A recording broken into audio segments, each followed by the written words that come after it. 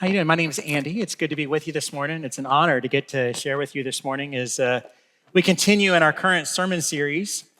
This series is called The 10 Words to Live By, and we have a companion book for it that helps us through this, and many of us have that book and are reading through it at the same time. We'll talk a little bit more about that later. It's written by Jen Wilkins. There's a couple opportunities towards the end of today's message to see some stuff directly from the book that can help us out as we go forward into this week, okay? Throughout this time of worship this morning, maybe you noticed that most of our songs, they really centered around the identity of Christ, God's identity, and our identity as his church. And this whole series has centered very heavily around identity. You'll see today, especially, that this message centers around that. But as we're talking about these 10 words that God gave to the Israelites on Mount Sinai, the first week that we spoke about these, Phil talked to us about how these words are part of a covenant between God and his people. And at the foundation, or at the heart of that covenant, was God's identity. This is where identity starts to play into this. And the heart of this covenant was around his identity, his character, and actually God's desire to have a thriving relationship with his creation. These 10 words that we're studying, they define, or they actually provide guidelines for our relationship with God and our relationship for others within his kingdom. These words are instructions telling us how we can live so that these relationships can flourish. And each week we've seen that each of these 10 words are actually rooted in love. They are born out of God's love for us. They're lived out by us as a result of our love for him. In Matthew chapter 22, Jesus said that all of God's law hangs on love. It's our love for God and loving one another. So love itself is the glue that holds our community with God and with others in his kingdom together. And Jesus, throughout the Gospels, he expounded on these laws, on the God-given laws. And he took those laws, he took them from actions, those outward things that we do, and he helped us realize that these laws actually have to be inside of us. They've got to be in our heart. That these laws actually define the kind of people that we are. They help to flesh out our identity as people in God's kingdom. So far, we've seen that we are a people who have one God and no other. We've seen that we're a people who worship the one true God and nothing and no one else. We've seen we're a people who honor the name of God. We carefully handle his reputation. And we've seen that we're a people who rest in accordance with the will of God. We find our peace in him. We place our trust in him alone. We are a people who honor our elders. We look after our legacy. We look after their legacy as well. We are a people who honor life. We are a people who honor marriage, that covenant relationship between a husband and wife. And we are a people who honor our neighbor's property. We don't just see something we want and take it, right? Now, today we're going to look at the ninth word. The ninth word is in Exodus chapter 20, verse 16. And each week as we've gone through these words, we've also looked at them as they're related in Deuteronomy. And I'll tell you that in this case, they are both identical word for word. So we're just going to read Exodus 20, 16. It says, "You shall not give false witness or false testimony, against your neighbor." So this ninth word, we need to understand a few things about it. First, we need to understand it's closely related to the third word. There was a contemporary expert in biblical law. His name was Patrick Miller. And Patrick Miller pointed this out about the third and the ninth word. The third word warns us against blaspheming the name of God by not treating it with the respect that is its due.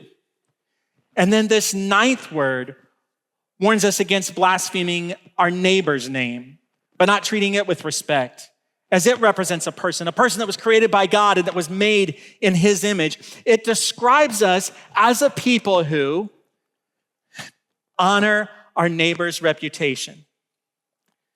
The Bible has a lot to say about lying, but why does this one particular type of lie stand out? Back in Proverbs chapter 6, there's a list of 6 things that the Lord hates. It says 7 things that the Lord detests. The second thing on the list is a lying tongue. You would think that covers it, but then just a few later, number 6 on that list is bearing false witness. So why does bearing false witness, why does this particular type of lie stand out? Why is it particularly heinous in God's eyes? Well, I believe the first reason that it's particularly heinous is because it devalues the other person, and it devalues them not just in our eyes, but in the eyes of the community. And this devaluation is done just with a simple thought that leads to a harmful word. And we need to remember what Andrew pointed out 2 weeks ago. All of mankind is actually made in God's image. That's Genesis 1, verse 27. It says, so God created mankind in his own image. In the image of God, he created them. Male and female, he created them. Other people, we have to remember, they're not just roadblocks. They're not speed bumps between us and the things that we want. They are sacred beings made in the image of God, and they need to be treated as such. God valued all of humanity so highly that he sent his son. And he sent his son to die for us, to pay the price for our sins. Charlie shared this earlier when he talked about John 3:16. Goodness, of all the verses to lose but in John 3:16, he talked about how Jesus came to pay the price for our sins with the purpose of reuniting us with God himself. And then there's a second reason that this particular crime is so heinous in the eyes of God, this particular type of lying. You see, this particular type of lying and bearing false witness against our neighbor is a direct attack on the health of the community. Jen Wilkins, in her book, she points out that other types of lies are primarily about ourselves. They're lies we tell to make ourselves look better in someone else's eyes. But this particular type of lying is distinctly social in nature. I've already said that the kingdom of God is a community, and this community is bound together by love. And in 1 Corinthians chapter 13, when we look at this description of the love that's to be found within this community, we see this in verse 5. It says, it does not dishonor others. It's not self-seeking. It's not easily angered. It keeps no record of wrongs. Love does not delight in evil, but it rejoices with the truth. It always protects, always trusts, always hopes, always perseveres. As love is the key to unity, truth is an indicator. It's even a key ingredient of love. When we lie about another person, when we attack their reputation, or when we fail to uphold their honor, we're actively working against love. That's the tie that binds this community, that binds the body of Christ together. And the unity of God's people is of incredibly high importance to Jesus Christ. It's of such high importance that in his last prayer that he prayed with his disciples before he went to the cross, in John chapter 17, he prays specifically for the unity of the disciples. And then in verses 20 through 23, he prays for all of us that believe after, all of us believers, he prays, I have given them the glory that you gave me, that they may be one as we are one, I and them and you and me, so that they may be brought to complete unity. Then the world will know that you sent me and have loved them, even as you have loved me. So the unity of the church is actually a sign to the world. And it's a sign that Jesus was sent by God to this earth. It's a sign that the people of this world are loved by God. The unity of the church is a sign that the people of this world are loved in the same way that Jesus is loved by God. So unity is absolutely vital to spreading the gospel. It's vital to growing God's kingdom here on earth. When we consider the two reasons that God rates this sin so despicably, the harm to the individual and the harm to the community, it's easy to understand why he thinks that way. So we might ask, where is this played out? So if we just look at the ninth word at face value, it seems to be directed as people that are appearing as witnesses in a court of law, right? When it talks about giving testimony, it talks about being a witness. And in a court of law, justice depends fully upon the truth. According to Old Testament law, when a person accused another person of a crime, they had to call witnesses of the crime. And if that crime was a crime that was punishable by the death penalty, by stoning, remember, they were a people in a desert, not a lot of trees. So it wasn't death by hanging, it was death by stoning. Rocks were plentiful, right? The first people to pick up a rock and cast a stone was the accuser and the key witness. It was vital that they provide a trustworthy testimony. If not, then they were guilty of a crime, and that crime itself was punishable by death. If people would not witness truthfully, then trust in the entire justice system would fail. Where trust is absent, love is absent. Without trust, the justice system was incapable of working in love. Dr. Cornel West has a great quote that's kind of a paraphrase of Zechariah chapter 7, verses 9 and 10, where it talks about what true justice is. And his quote says this: "Never forget that justice is what love looks like in public." You might be thinking, I've never been called into court to testify about my neighbor, so I'm good. There's no way I'm guilty of this one. But here's the thing, there's more than one court that matters. There's also this court of public opinion. And this is where attacking and devaluing another person's reputation can be played out in multiple theaters, right? It can be played out in a family setting. It can be played out in a work environment. It can be played out on a much larger scale as well. Because these court cases that used to take place like over the backyard fence or at the dinner table at a local cafe or even in a more public forum eventually began to take place in print and then through print journalism. And then after that, there was the development of broadcast journalism via radio and television. We began to see people tried in the court of public opinion. And now with the 24-hour news cycle, with the advent of global media, especially social media, we don't have to go any further to testify in the court of public opinion than our mobile phone. And our testimony through that device can be heard literally around the world. And in all of these spaces that I've listed, a truth and love is vital. When we're called on to give testimony or when we volunteer our services to do that, this ninth word must speak up from within our heart and remind us that we must provide a trustworthy testimony. In a court of law in the United States today, when a person gives testimony, an officer of the court stands and ensures that the witness affirms to tell the truth, the whole truth, and nothing but the truth. And in the court of public opinion, it might seem as though there's no such requirement, that there is no officer of the court. But as members of God's kingdom, we've got to remember this, that God is the ultimate officer of the court, and God requires of us that we do not bear false witness. Consider that a testimony is basically a story that we tell about another person. And the last time I preached back in April, I mentioned that stories can do a few things. They can grab the attention of an audience and inform it. They can capture an audience's imagination. They can inspire them. And a great story does all of the above. It grabs our attention, it captures our imagination, it informs us, and it might even inspire us to go on and do a good thing, a great action. And the power of story is awesome when it's in the hands of a person of high integrity. But it's terrible. It's horrible when the power of story is twisted and when the power of story gets used as a weapon. A story in which facts are misrepresented or they're left out altogether can actually misinform an audience. It can still inspire them, but it can inspire them to do horrific things, to perform horrible actions. And as God's people, we must not be part of this.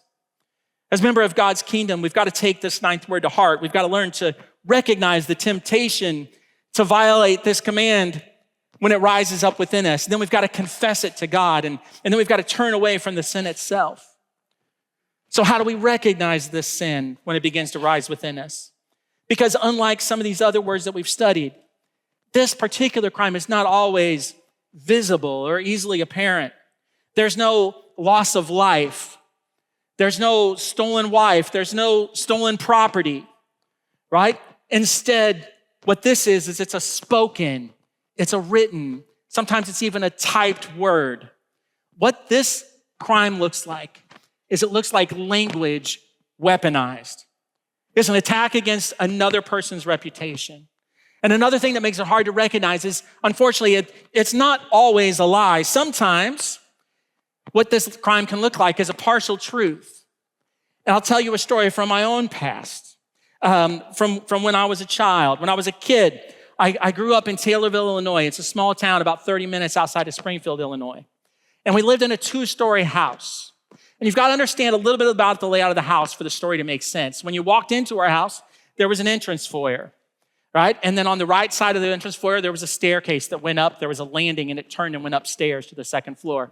When you went to the left, once you walked into our house, there were some French doors that opened into the living room. It sounds fancy, but it was Taylorville. So you have to kind of keep in mind. So you walk into the living room. There was 2 exits in this room. There's the one we just came through, and then there's another to the right. You walked through that, you were in our dining room. In the back of that room was the entrance to the kitchen. On the right-hand side was an entrance to my parents' bedroom. If you walked into my parents' bedroom, there was another exit from that room that went back into the entrance foyer. So as children, what we could do is run in a circle around that part of the house. We could run from the entry foyer into the living room, into the dining room, into my parents' bedroom, and then back into the entrance foyer. It destroyed the peace of our house. So we were forbidden as children to do this, right? As children, we were called on to protect the peace of the home. We didn't do this well, I'll say. And I was a chief instigator in the breaking of the peace in our home. I have 3 sisters. I've got 2 that are older than me and 1 that's younger than me. Her name is Christy. And Christy is about 3 years younger than me. Christy and I would say that we didn't get along that well.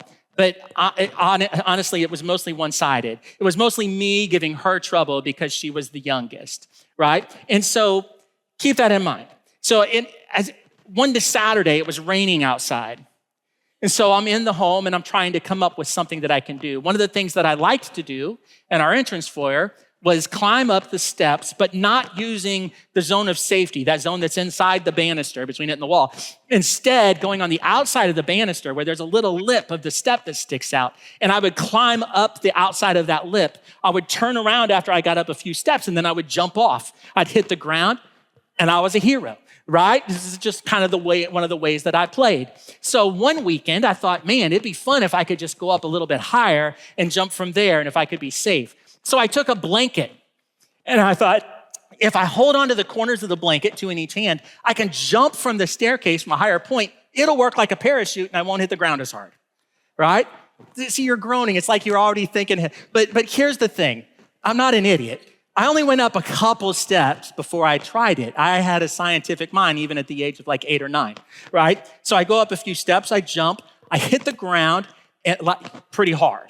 And I realize it's not going to help. But here's the thing. The moment I hit the ground, my little sister walks in the room. And she says, what are you doing? I said, I've made a parachute. And I'm climbing up the outside of the steps, and then I'm jumping off. And the parachute slows my rate of descent, so when I hit the ground, I don't get hurt. And she's like, can I try it? I'm like, of course you can try it. It's awesome. So she takes the blanket in 2 hands. She begins to go up the outside of the stairs. She stops at like the 3rd step because my sister also, not a complete idiot, but I was there to egg her on. So I say, hey, don't stop at step 3, go all the way up to the landing. I had never jumped from the landing. She goes all the way up to the landing. I'm like, make sure you hold onto that parachute very tightly because it's gonna slow your rate of descent. You're gonna hit the ground like a feather, right? So she jumps from the landing. She hits the ground like a sack of rocks, right? I hit the ground laughing. I'm dying. I just can't believe how funny this is. So she gets mad and she jumps up and she starts to chase me. So we begin to run the circuit that my parents had forbidden us to run. We're running around that circle in our house. I get behind my sister. She's 3 years younger than me. She might be in kindergarten at this time. And I see her take a corner and the edge of the blanket tags a lamp that's on a table in the living room. So I see this as the perfect opportunity to carry out my own sense of justice in the home, right? I walk up, I hit the lamp hits the floor. It's the 1970s. The lamp has a brass base and then a red glass globe that surrounded a little bulb that was inside it because in the 70s, it was super cool for your room to glow in red light. So anyway, when that lamp hit the ground, red glass went everywhere. It made a massive noise. My parents came running out of the back of the house to see what was going on. When they come out, I step up with my testimony. And I'm like, hey, this is what happened. Christy got mad at me. And she started to chase me around the circle that I know you've forbidden us to run around. And when she ran around the corner, I saw the blanket hit the lamp and the lamp hit the floor and it shattered when it hit the ground. There's glass everywhere. I can't believe I'm not hurt. So my parents punished my sister for breaking the rules. Not the lamp, the rules. We were both in a little bit of trouble, but she got a spanking. That was awesome. This is probably one of the best days of my life, So again, I'm laughing. This time I don't hit the ground because again, not an idiot. I'm laughing on the inside. So anyway, I say all that to say this. Sometimes bearing false witness is not about telling a lie. It's about telling a very carefully edited truth. I never lied as I related that story. The blanket did hit the lamp. The lamp did hit the ground. She was chasing me and shouldn't have been running. All of that is true, but it doesn't tell the truth and the whole truth. My parents didn't know the whole truth, but I don't want you to think I'm a terrible person. I did eventually confess to my crime. My kids were nearly adults when I did this, but I told my mom, we were visiting her in Florida, and I thought I was going to get a spanking at nearly 50 years old, but she withheld her punishment at that point. So, but I was able to get that pain off of my chest. Anyway, bearing false witness is not always telling a lie. Sometimes it's also speaking the truth, and the truth plain and simple, but speaking it out of its proper context. If you're wondering what I mean when I say this, most often we would describe this as gossip. Gossip is often told with the intention of gaining a reaction from the audience that's beneficial to the teller of the story, but not to the one that we're telling the story about. It's speaking the truth about another person, and it's doing it out of turn. If you really want a definition of it, gossip is simply this. It's speaking the truth devoid of love. Gossip is a direct attack against the bonds of love that hold a community together. Now, another way that this sin might show up is it might be, instead of speaking a partial truth, speaking a truth out of turn, it might be being silent when we should speak up. Now, honestly, there are times that we should stay silent. When we don't know what really happened, when we haven't actually been a witness of the events, then we should keep our mouths shut. But here's the thing. Sometimes we do see a misjustice that's about to be carried out. We might have facts that would help an individual prove their innocence or protect their reputation, but ourselves or a friend might be guilty. But here's the thing. We have to speak up.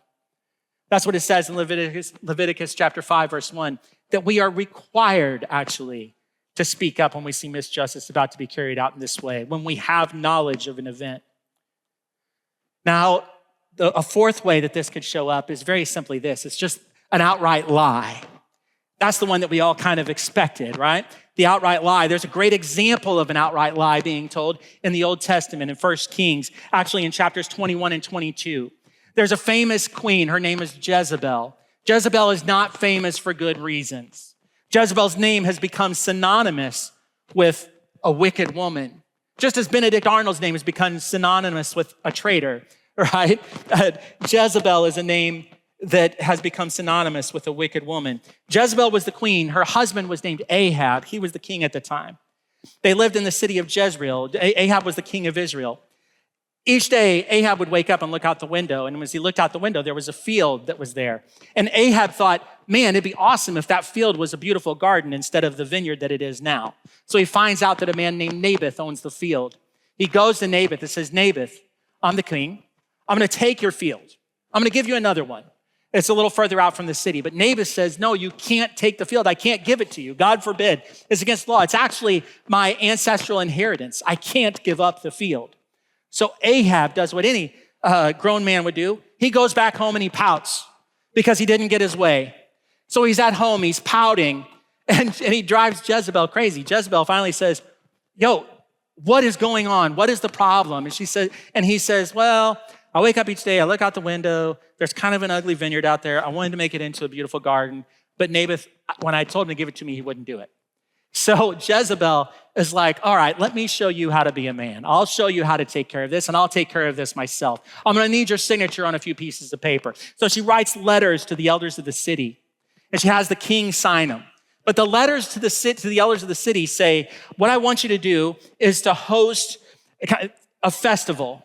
I want you to have Naboth sit in a place of honor, but I want you to pay 2 men to sit across from him and accuse him of blaspheming God and of speaking out against the king. And then I want you to take him outside the city gates and stone him.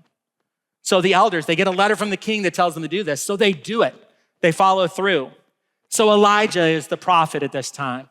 God speaks through Elijah, and Elijah goes and speaks to Ahab and Jezebel, and he tells them, this is the judgment that God is going to put on you because of the sin that you have committed. Now, I'm going to tell you the rest of the story, not because of its gory details, but because I think it's important for us to understand how abhorrent God finds this crime of bearing false witness. Because the details do tend to get a little bit gory as we go on from here. All right? So, he says this to them. He says, Ahab, when you die, you're going to die, your body will be placed in the field of Naboth, and the dogs are going to lick up your blood. And then to Jezebel, he says, when you die, your body will become unrecognizable as it'll be literally devoured by the dogs.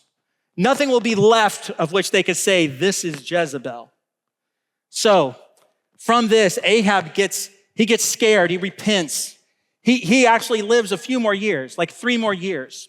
But then he participates in a war that he shouldn't. In this war, he gets shot by an arrow and begins to bleed out into the chariot that he's in. So they take the chariot and they have to wash it out. When they wash it out, the water falls out. And it says that the dogs came up and they lick up the water that was mixed with his blood. So the prophecy is fulfilled in that way. Now, another portion of this prophecy, though, is the prophecy against Jezebel. And a few years later, Jezebel is still reigning kind of as queen. One of her sons is the king at this time of Israel. And a man named Jehu is appointed by God. He's anointed by God to become king over Israel. So he travels to Israel to take care of the man that's there now reigning as king and of Jezebel, the queen. So as he's riding up to the city, they see him coming from the parapets kind of, and they see him coming from the walls. And they send out a messenger to him. And then he says, do you come in peace? And Jehu says to the messenger, are you about peace? If you're about peace, then ride with me. So they begin to ride closer to the city. The king sends a second messenger out because the first didn't return. So the second messenger goes out and says, hey, do you come in peace? And Jehu says, hey, if you're about peace, follow me. They continue on their way into the city. The king himself, he gathers himself, the king of Judah was there as well. They both go out to meet Jehu. Jehu slaughters them both.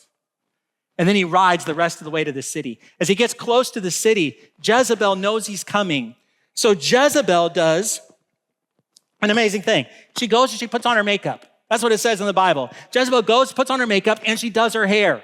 That's how detailed this account is, right? She goes, she puts on her makeup, she does her hair, and then as he gets closer, she leans out over the wall and says, hey, killer of kings, why are you come? Jehu completely ignores her. He yells to the people that are up there with him. He says, hey, if you're on the side of peace, if you're with me, throw her off the wall to me, and then I'll come into the city and we can talk. So a couple eunuchs grab her. They throw her off the wall. Her body hits the ground right in front of where Jehu sits or stands. And then they open the gates. Jehu and his team, it says in the Bible, they rode over her body into the city. They trampled it into the ground. They go into the city. They have their talks of their secession plan, right? As they're in the city. Finally, Jehu interrupts the meal and it's like, somebody really needs to go take care of the body of Jezebel. So they go outside of the gates, some of his men, to find the body of Jezebel. But here's the thing. The dogs had devoured it. All that was left were a few small pieces. Again, the prophecy fulfilled. And again, I'm telling you this story not because of the gory details, not because it's salacious in that extent, but because of the way that it illustrates for us the abhorrence God has towards this particular sin of bearing false witness against our neighbor. Now, that's a very obvious example of what an outright lie looks like.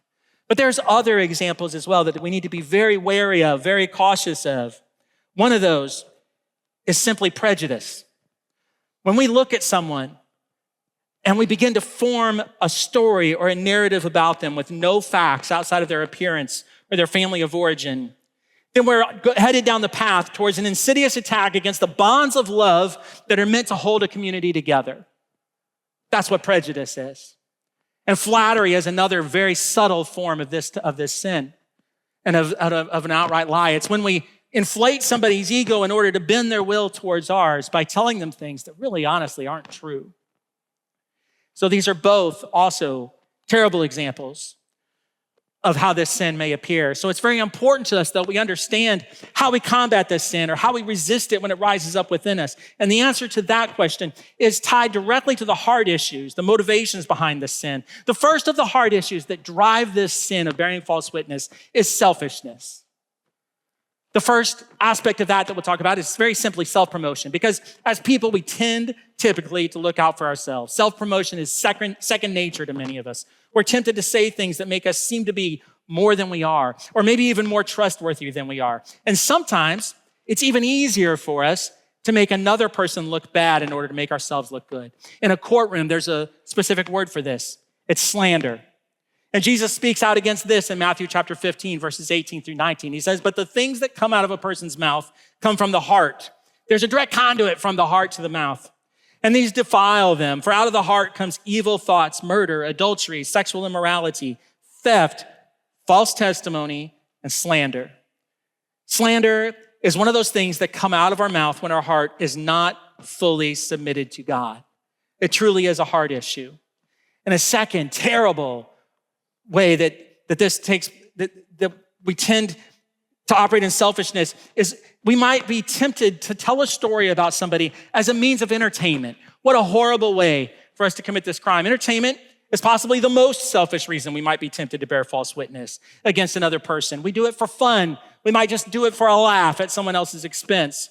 But in Proverbs chapter 26, verse 18, there's a verse that I call to mind when I'm tempted to do this thing. And it says this, like a maniac shooting flaming arrows of death is one who deceives their neighbor and says, I was only joking. See, deceiving somebody and then saying I was just kidding is highly dangerous because there actually, it says flaming arrows. And now an arrow itself would pierce the heart and hurt somebody. But a flaming arrow, the flame itself is sent with the intent of causing collateral damage, hurting those around it. The collateral damage in this case is the health of the entire community, as the bonds of love that are meant to hold us together are broken as we break the trust of another individual. Now we combat this though, very simply by seeing others as created in God's image. We combat this by treating others as we would like to be treated. That's Matthew 7:12. That's the golden rule. We can take this even a step further by actually serving others. This simple act of humility strengthens the bond of love holding our community together and gives you a fresh perspective on those you're serving. The fears that you might have through prejudice are overcome when you begin to serve the people, all right? That is one way to overcome this.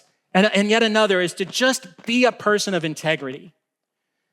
Jesus addresses this directly when in the Sermon on the Mount. He says, but I tell you, do not swear an oath at all, either by heaven, for it's God's throne, or by the earth, for it's his footstool, or by Jerusalem, for it's the city of the great king. And don't swear by your head, for you can't make even one hair white or black. All you need to say is simply yes or no. Anything beyond this comes from the evil one.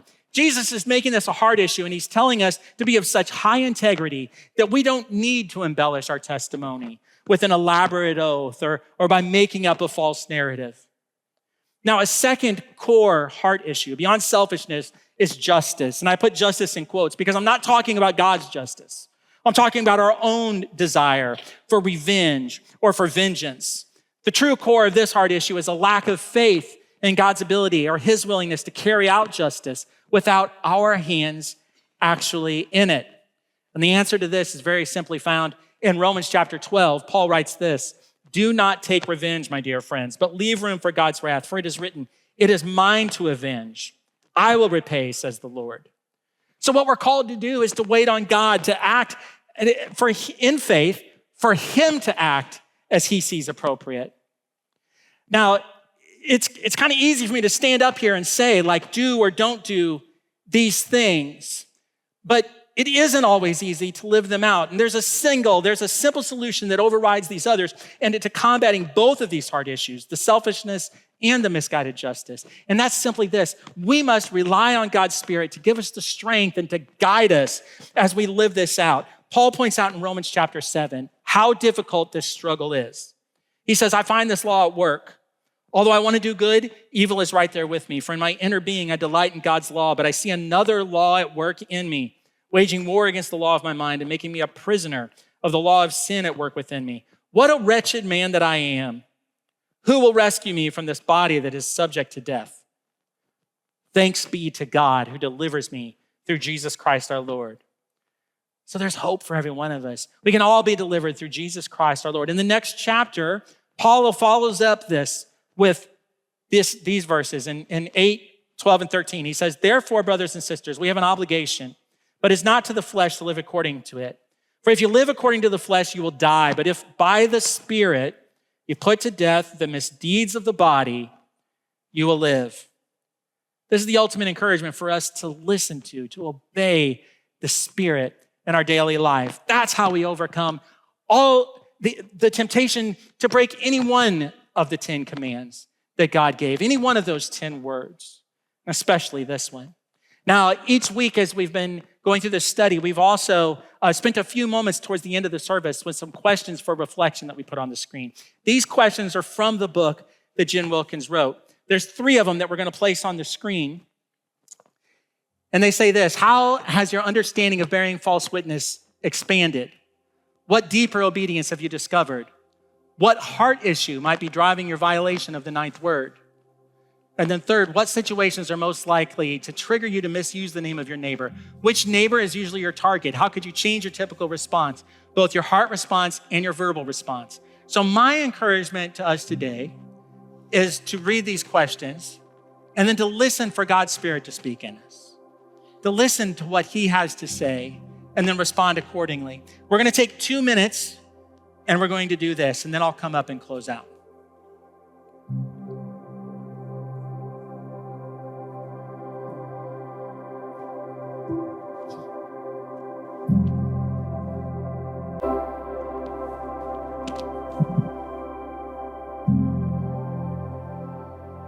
Thanks. Abby, hey, just leave the questions up for just a second longer. So at the end of last service, or of this time in the last service, I mentioned that the part that stood out to me is question 3. And I kind of confessed that and the person that's most likely to trigger me is found within my own family. Because sometimes I see members of my family perform an action or something, and then I begin to build a story up in my mind of what the motivation is behind that action. This story is a completely false narrative. And unfortunately, that's where I find this playing out most often in my own life. So how I would change my typical response, my heart response and my verbal response, is to consider that they're a person made in God's image as well. And then my verbal response might be to ask a question and to learn what the true motivation was behind their action that set me off, that made me build up that false narrative in my own mind. So that's one way. I just wanted to give you that as an example as to a way that this could play out, okay? Now, in the end, we've got to rely fully on God's Spirit. We've got to rely on God's Spirit to slow our roll, right? To kind of curb our enthusiasm for telling stories or for gossiping. Ephesians chapter 4, 29 says, do not let any unwholesome talk come out of your mouths. We've also got to rely on His Spirit to fill our hearts with love for others. Remember, from the heart, the mouth speaks. That direct line, that conduit runs from our heart to our mouth. And at the root of bearing false witness is a heart that's not fully submitted to God. Another thing we have to rely on the Spirit to do is to lead our lips. Ephesians chapter 4, verse 15 encourages us to speak the truth, but to speak it in love. We cannot speak the truth devoid of love. When we do that, we tear down the bonds of love that help hold this community together. And then another thing we need to rely on the Spirit to do is to help us recognize that above all, we are one body. Ephesians chapter 4, verse 25 says, therefore, each of you must put off falsehood and speak truthfully to your neighbor, for we are all members of one body. Now, I understand that throughout this message today, I've been very specifically speaking to members of God's kingdom. And I understand that there are some people here that may not be members of that kingdom today. And I was listening to a message while I was mowing the lawn the other day. I think the pastor's name is Jeff Parsons. And in it, he gave a really cool example of what it looks like to be a member of God's kingdom and some of the ways that we could falsely assume that we might be given permittance into this kingdom. And he did this. He talked about how the kingdoms of this earth operate. Because we can't be tempted to think that by doing our best to live out the laws that God laid out for his kingdom, that we're automatically made a citizen of his kingdom. We can't just learn to speak the language of another country. If we take France, for example, we can't try to obey the laws of that country. We can't just hang out in their government centers. We can't even voluntarily pay taxes. None of those things make us a citizen of that country. They might make us appear to be French, but we aren't French if we do those things. That same thing holds true for God's kingdom. You know, just speaking the language, learning how to speak Christianese doesn't make you a Christian. Obeying God's laws to the best of your ability, this doesn't make us Christian. Hanging out in a church building, even if it's in the front row, doesn't make you Christian. Giving your personal time or your resources, all of these things, they don't make you Christian. They might make you appear as a Christian, but you aren't a member of the kingdom because you do those things. A member of the kingdom is someone that follows God's law as a result of their citizenship in his kingdom. It's as we submit ourselves to his lordship. It's as we place our faith fully in Jesus Christ as God's son that a desire becomes to be birthed in us. And it comes out in our heart to live in accordance with his will. And then his will is laid out in his law. It's from that we begin to live out these 10 commandments, these 10 laws, these 10 words that God gave us to live by. That's how we become members of God's kingdom, through our faith in his son and through God's grace alone. That's the only way that we become members of his kingdom. So please understand that today. And if you're here and you're thinking, I would love to be a member of this kingdom, or I'd like to even learn more about what that looks like, then please come down to the front after the service and speak with one of us. There's a few of us that'll be down here to speak with you, to pray with you. If you have prayer needs for anything, please feel free to come down and pray with us. If you're joining us online, you can text the word NOW to 812-858-8668. We will contact you and pray with you, pray for you if that's what you desire. Now, I want to take a moment to, again, just welcome those of you that are visitors that are here in this room. And we would love to meet you, to say hi to you. If you would, there's some tables set up outside of the doors on either side of the worship center. And we even have a room that's set up out on that side of the atrium. It's got glass walls. We'd love to speak with you out there as well. That's called the Connection Center. In the meantime, church family, please go in the knowledge that in Romans chapter 8, verse 1, it says, there is therefore now no condemnation for those of us that are in Christ Jesus.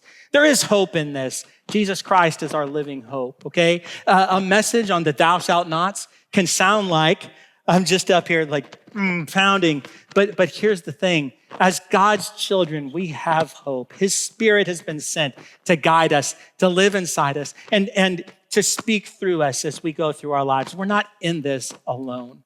We also have each other to lift each other up. We're tied together by bonds of love that hold this community together. Please don't forget that as you go this week and as you live and love like Jesus. Thank you very much for being here today.